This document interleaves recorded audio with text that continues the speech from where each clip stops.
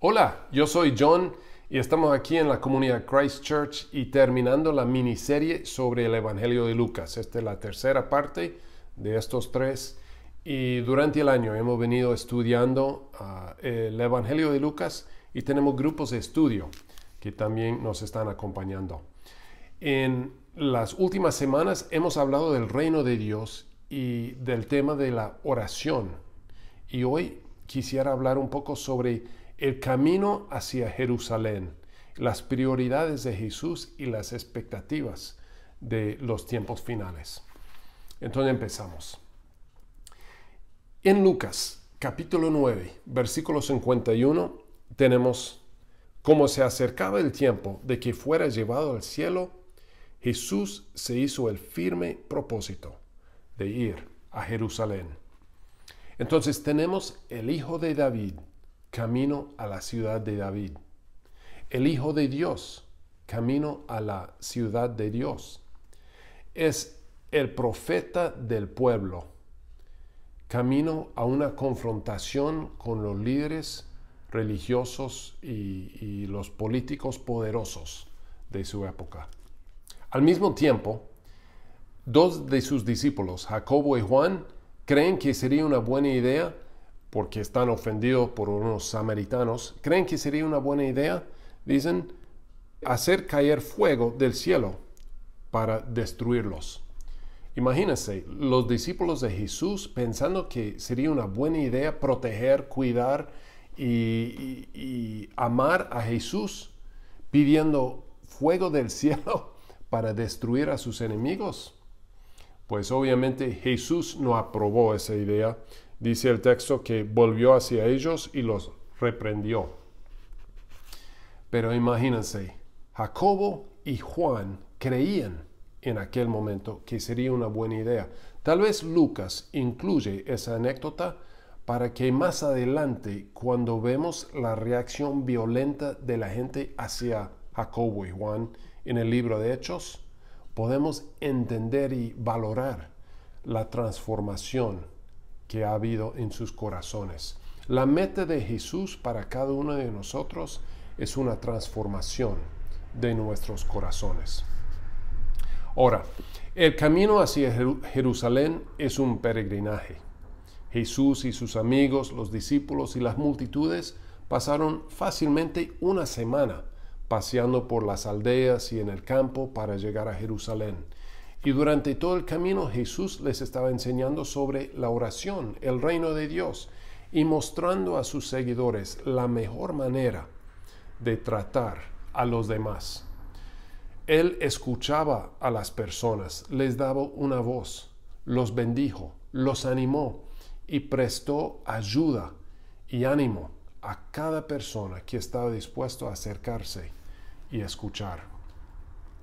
En Lucas capítulo 10, Jesús envía a 72 de sus seguidores, de a dos, para anunciar el reino de Dios.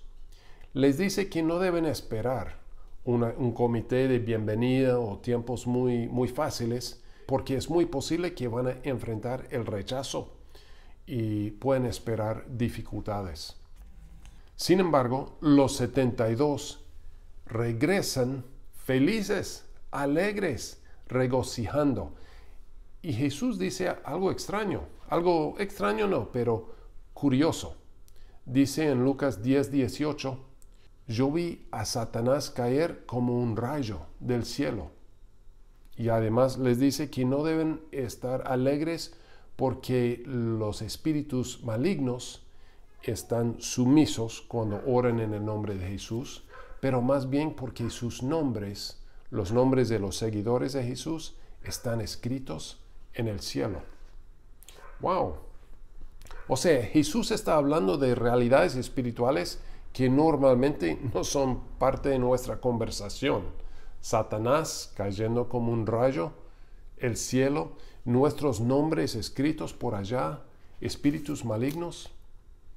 Acuérdense, Lucas está tratando de ser muy claro con los hechos, lo que sucedió, pero a la vez nos quiere mostrar que Jesús siempre lleva una sorpresa.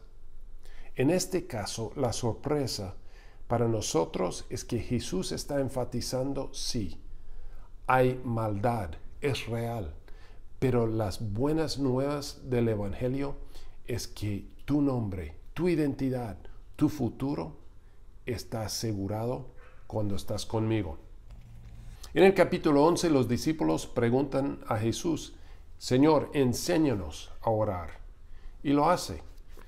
Pero también enseña sobre los espíritus malignos otra vez y de las personas con actitudes hostiles y contra la incredulidad, la arrogancia, la hipocresía, la necedad y la ansiedad.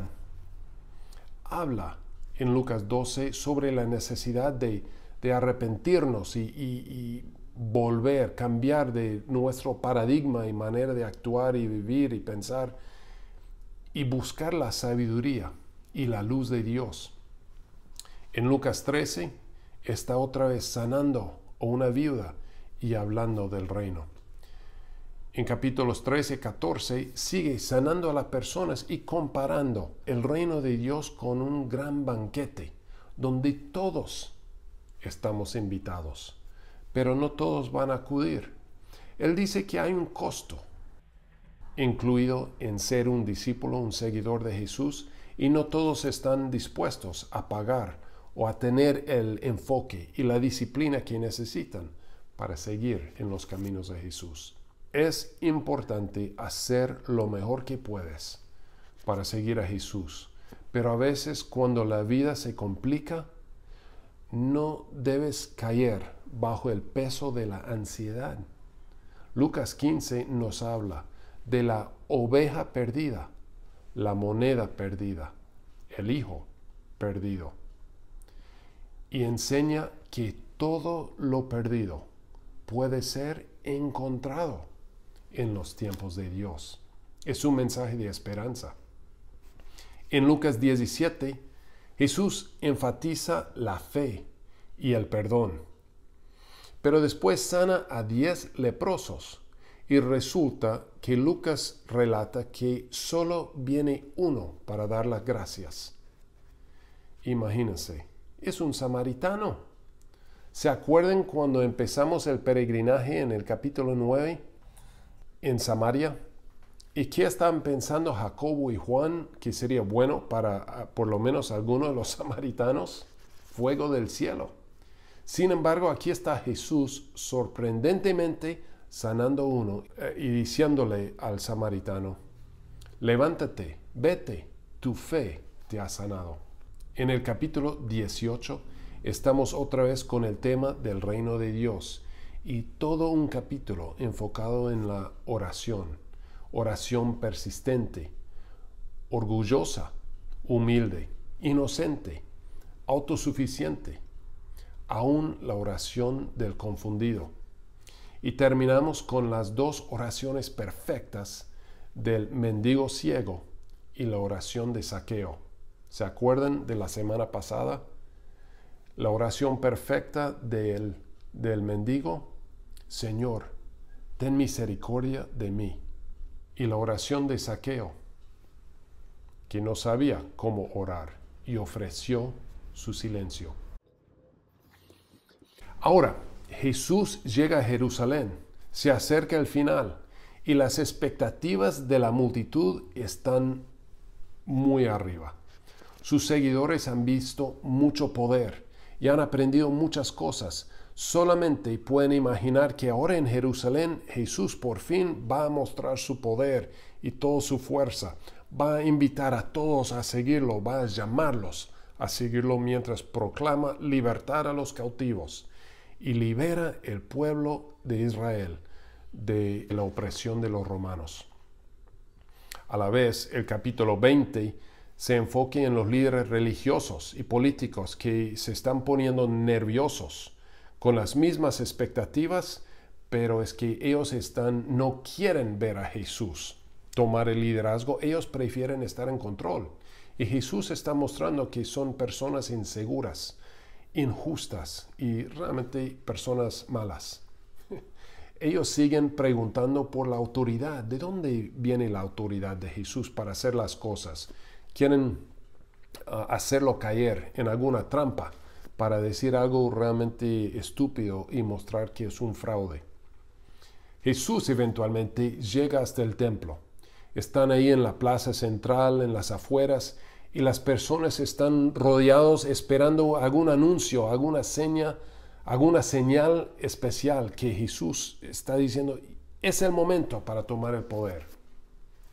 Pero extrañamente, sorprendentemente, Jesús explica que algún día este templo va a ser destruido. De hecho, vendrán guerras y tiempos terribles. El resto del capítulo se enfoca en Jesús contando que cómo vienen cosas malas, realmente terribles. Sin embargo, a la vez, Jesús está diciendo que no pierden la esperanza, porque al final todo va a salir bien. A alguna persona le gusta especular sobre los tiempos finales, el apocalipsis, el fin del mundo. Hay libros, películas y el internet donde personas ganan mucha plata hablando de sus opiniones. Les gusta tomar las palabras de Jesús y manipularlas para darnos una motivación de miedo y ansiedad y para vender su versión de lo que va a venir. No escuchan a las personas que utilizan o manipulan con miedo y ansiedad para comunicarse. Jesús advirtió que tiempos difíciles iban a suceder, pero también advirtió, no se dejan engañar. Continuó, cuando comiencen a suceder estas cosas, cobren ánimo y levanten la cabeza, porque se acerca su redención. Jesús prometió en Lucas 21:33 que las cosas temporales pasarán, el mundo, el cielo, dijo. No van a estar aquí siempre los problemas. Los tiempos malos van a tener su límite, pero las promesas de Dios, sus palabras de fe, de luz, de amor, durarán para siempre. Pasaron cosas terribles y mucho de lo que Jesús habló sucedió y está escrito en el segundo libro de Lucas llamado Hechos. Pero a lo largo de toda la historia, ahora y en aquel entonces y probablemente en el futuro, siempre han habido tiempos difíciles, guerras, pestilencias, pandemias, corrupción, violencia, ahora drogas, maldades inimaginables. Sin embargo, el mensaje de Jesús sigue siendo lo mismo. Acércate a Dios y Él se acercará a ti. Arrepiéntanse de sus maneras de pensar, su pasado, sus paradigmas y abran su corazón a la sabiduría, la luz de Dios. Hay una nueva realidad, el reino de Dios está cerca. Podemos andar en luz y no en la oscuridad. El desafío de Jesús es mirar las señales normales en la vida alrededor, no buscar en las cosas escondidas y secretos. ¿Qué está pasando? ¿Dónde está Dios obrando? ¿Cómo podría yo participar? ¿Cómo podemos participar en el reino de Dios a través de la oración, sanar y amar a nuestros enemigos como Jesús amó al samaritano? Cuando Jesús nació, habían señales celestiales. Algunas personas se dieron cuenta, otros no. Lo mismo en el bautismo de Jesús. ¿Se acuerdan cuando los discípulos estaban en el barco con Jesús? Él estaba durmiendo y ellos estaban con mucho miedo porque creen que se iban a ahogar. Ellos despertaron a Jesús y Él calmó la tormenta, pero quedó sorprendido por su sentido de urgencia, la necesidad de que Él estuviera ahí. Bueno, nosotros a veces vivimos esa misma ansiedad y Jesús está cerca, está con nosotros y dice paz. En los malos tiempos que estamos experimentando, que podrían llegar a ser peores, Debemos recordar que cada crisis es una oportunidad para buscar y experimentar la paz de Dios. Ese es el mensaje de Jesús. Nunca los voy a abandonar. Estoy cerca. La maldad tiene sus límites. Vi a Satanás caer como un rayo y ninguna cosa mala puede durar para siempre. Pero tú puedes estar asegurado en el reino de Dios con Jesús. Entonces está dando el mismo mensaje que dio al principio en el Sermón del Monte. Miren las flores, miren a los árboles, busquen las señales de la primavera, las obras de Dios. En Lucas 21:34 dice, tengan cuidado, no sea que les endurezca el corazón por el vicio, la embriaguez y las preocupaciones de esta vida, la superficialidad, los placeres adictivos y las ansiedades. Pero fijen su mirada en Jesús, alertas, experimentando la alegría y la paz de confiar que eres parte del reino de Dios y que algún día Jesús va a hacer todas las cosas nuevas. Quisiera terminar leyendo un texto del hermano de Jesús, Santiago, que escribió: por tanto, hermanos, tengan paciencia hasta la venida del Señor. Miren cómo espera el agricultor a que la tierra dé su precioso fruto, y con qué paciencia aguarda las temporadas de lluvia. Así también ustedes manténganse firmes y aguarden con paciencia la venida del Señor, que ya se acerca. No se quejan unos de otros, hermanos, para que no sean juzgados. El juez ya está en la puerta, pero mire qué tipo de juez es. No el que genera miedo por ser injusto. Versículos 10 y 11, y con esto termino. Hermanos, tomen como ejemplo de sufrimiento y de paciencia a los profetas que hablaron en el nombre del Señor. En verdad, consideramos dichosos a los que perseveraron. Ustedes han oído hablar de la perseverancia de Job y han visto lo que al final le dio el Señor. Es que el Señor, el juez, es muy compasivo y misericordioso. Pensemos en Él. Que Dios los bendiga en esta semana.